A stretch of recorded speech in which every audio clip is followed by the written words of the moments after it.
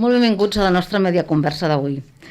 L'Ariadna López Sánchez és una jove de Premià de Dalt que no fa massa s'ha estrenat com a escriptora. Se la coneix amb el pseudònim d'Ariadna Locke i ha publicat ja el seu primer llibre, La ciutat de plata. És un conte. Aquest conte, per cert, es va presentar ja aquí a Premià de Dalt el passat Sant Jordi, en el marc de la Relat. Ariadna, molt benvinguda. Moltes gràcies per acompanyar-nos avui. A vosaltres.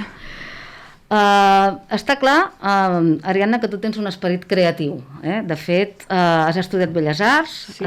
Has fet un màster universitari en ficció de cinema i televisió i un postgrau de periodisme literari. Per tant, sigui en l'àmbit que sigui, però se't nota aquest esperit de creació, no? Sí, suposo. Bueno, clar, vaig començar amb Belles Arts i en aquell moment no tenia molt clar cap a quina banda volia tirar. I a poc la cosa es va anar decantant cap a la vessant de l'escriptura. Però no ho he deixat allà, tampoc. Molt bé. Per tant, podem dir que ets polifacètica, Podria dir. Dintre del món de l'art. Molt bé. Parlem del teu llibre, La ciutat de plata. Explica'ns una mica.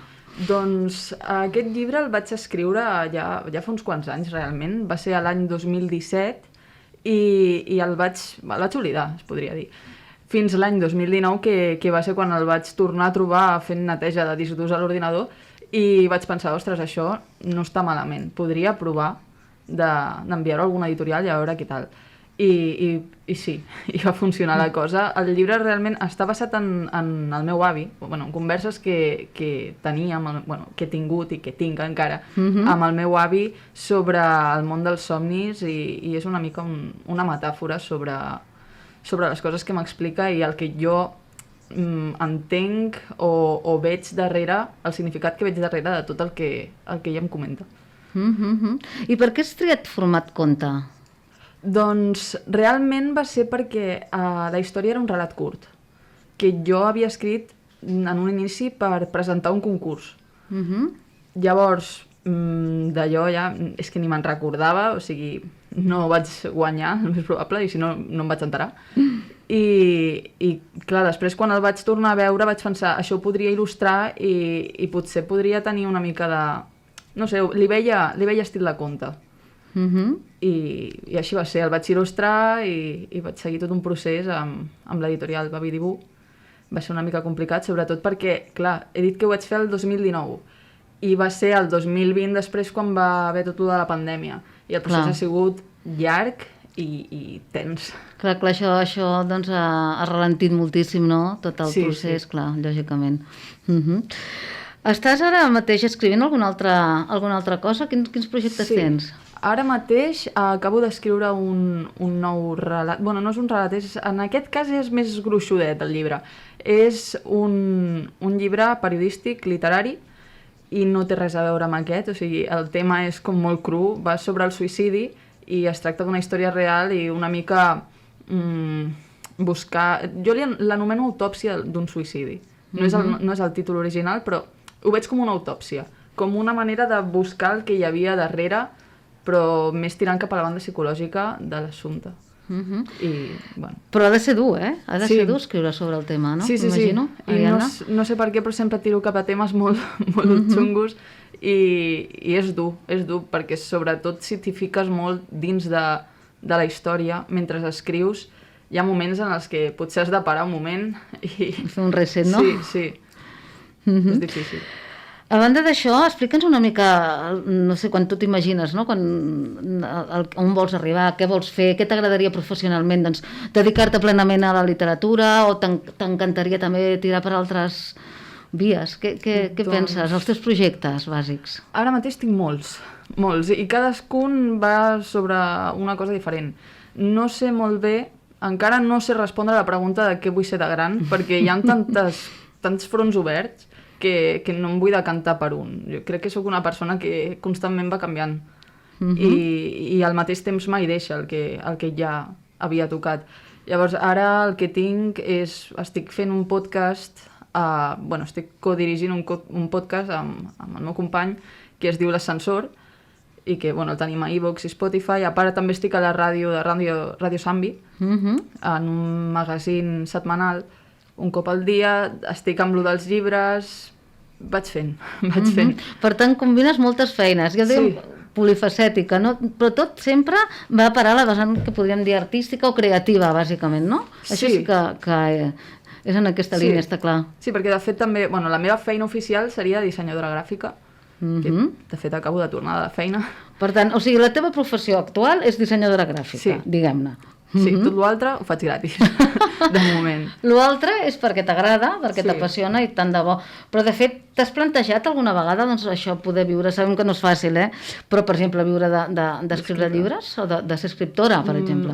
O això no t'ho has plantejat tan així, tan contundentment?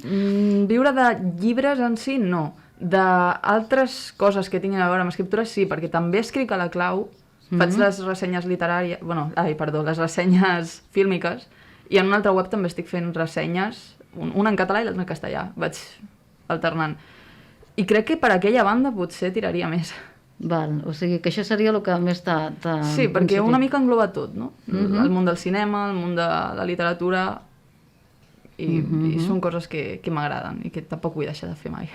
Per tant, la teva intenció, clar, ets molt jove encara, evidentment, tens molt de temps i molta vida per davant per fer moltíssimes coses, no? I per treballar del que més t'agradi, de fer propostes, de fer projectes bueno, i seguir, perquè, de fet, per tot el que ens estàs dient, el teu dia deu estar ple, totes les teves hores, no? És una mica estressant, però sí.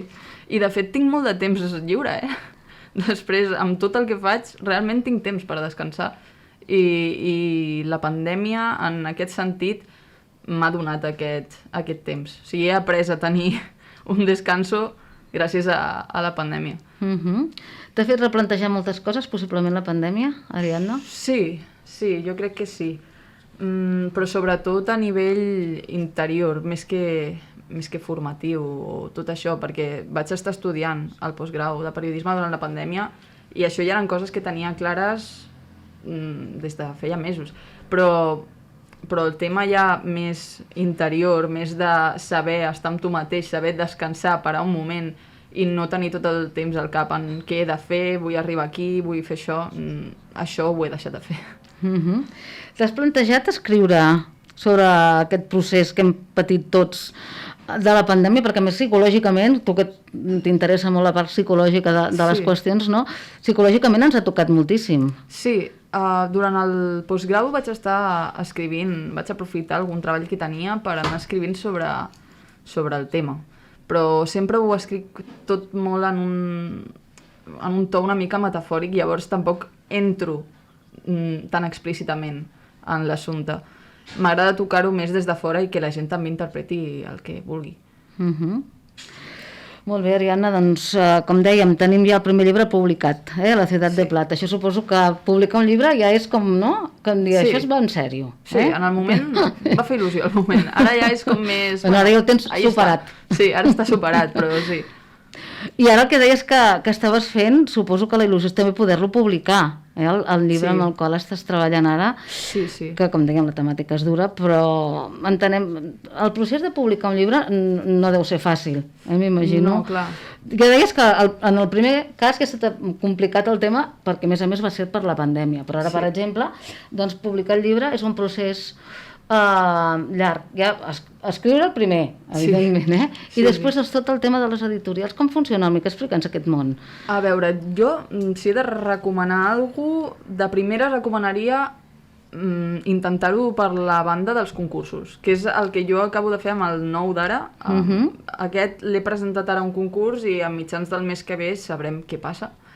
I bueno, després anar mirant editorials, però no anar directament cap a les fortes, mirar editorials específiques del tema que tu estàs tractant, de la mateixa manera que vaig fer amb La ciutat de plata, que vaig buscar editorials que fessin contes exclusivament i s'hi dediquessin a temes en concrets. Bueno, la meva editorial, per exemple, té diverses col·leccions, per dir d'alguna manera, i segons la col·lecció el tema tira cap a una banda o una altra, i amb el meu llibre s'ajustava. I és això, anar buscant el lloc on s'ajusta el teu llibre, perquè no és el mateix publicar amb l'editorial que t'aniria bé, segons els... Bueno, això, que publicar directament perquè sí amb qualsevol altre. O sigui, potser ho tens més fàcil, sí, però no em sembla molt bona idea. Per tant, també el que entenem, a part de buscar l'editorial adequada, és el tema dels concursos, ens deies, eh? Sí. Això és una sortida, diguem-ne, que prou bona. Si tens una bona proposta i la proposta doncs, aconsegueix guanyar el concurs, la publicació aleshores ja és, diguem-ne... imminent, pràcticament. Sí, no? Sí. Bueno, en aquest en el que l'he presentat ara, el premi és la publicació. D'acord. Hi ha alguns que no, que potser el premi són diners o el que sigui, però qualsevol cosa ajuda. Ni que sigui tenir-ho per escrit. He guanyat aquest concurs i llavors vas a l'editorial. Clar, ja tens un aval, diguem, no? Sí, clar. De que és una peça bona, una obra bona, no? Sí. Una bona obra per publicar. Bé, doncs esperem, Ariadna, que tinguis molta sort en aquest concurs. Tant de bo se't pogués publicar l'obra, perquè això seria fantàstic. Gràcies. I realment doncs, seria una altra fita aconseguida, eh? Ja seria, doncs, això, un altre llibre totalment diferent del primer que has fet, però que tant de bo doncs, també es pogués publicar i també el poguessis presentar. Sí, tant de bo. Seria fabulós. Doncs bé, hem parlat amb Ariadna Loch, que és el seu nom, el seu pseudònim com a escriptora i com a artista en general, com dèiem. Ariadna López Sánchez hi havia moltes. Sí, no? Vaig haver de buscar alguna cosa. Per cert, això de Loch té algun... Bueno, la L i la O entenem que és de López, o no?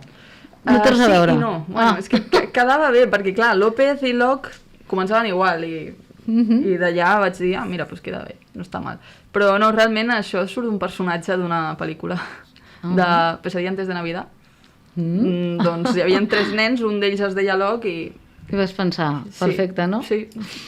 Molt bé, doncs, Ariadna, gràcies per compartir amb nosaltres totes aquestes experiències. Que vagi molt bé i seguirem parlant de llibres i de moltes altres coses properament. Moltes gràcies.